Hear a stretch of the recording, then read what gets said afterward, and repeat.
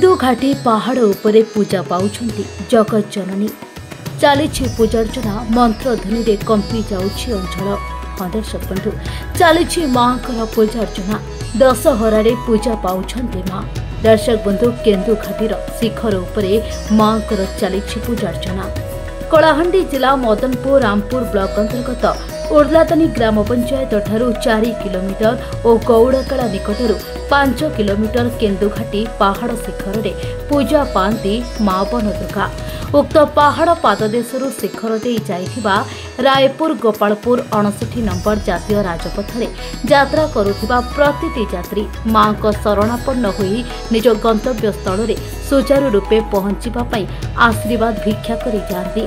लोकंक विश्वास रही जे माँ बन दुर्गा को स्मरण करी यात्रा कले से विपद आपदरू रक्षा करी थांती।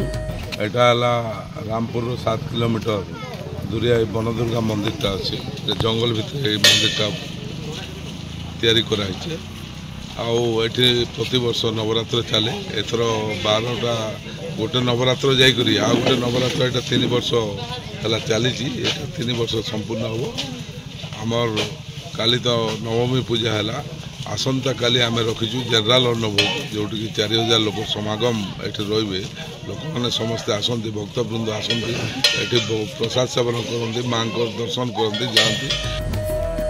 एही रास्ता रे जे जाए से घड़ी अटकी जाए माँ को मुंडिया मारी जाए आ माँ को मुंडिया मारी गले रास्ता रे कौनसी विपद आसेनी। दर्शक बंधु जदि भी विपद आसे ताहले सामना रे ठिया हुअंती जगत जननी आउ भक्त को उद्धार करती। विपद समय निज पिला मुंडरे हाथ मारी माँ सबु बेले पाखरे थाए।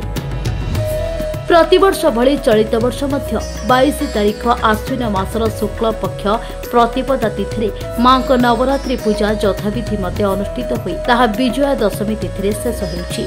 तेबे नवरात्रि ठारू माँ को दर्शन सकाशे शताधिक श्रद्धालुଙ୍କ समागम हेउथिबा बेले समस्तଙ୍କ ପାଇଁ अन्न प्रसादर व्यवस्था करा जाइछि। यासह विजया दशमी तिथि 4000 श्रद्धालुଙ୍କ समागम हेबा नै कमिटी पक्षरु सूचना मिलिछि। एथिरे मुख्य पूजक हेउछन्ति कांग्रेस दंडसेना। समस्त पूजा नीतिकांति संपादन करुथिबा बेले पूजा कमिटी सभापति जीवेश कुमार पंडा समस्त दायित्वभार निर्वाह करुछन्ति, जोंथिरे भक्त अंचलवासी समस्त प्रकार साहाय्य सहयोग रहिछि। कलाहांडी जिला मो रामपुर प्रशांत कुमार साहू रिपोर्ट ओडिशा भास्कर।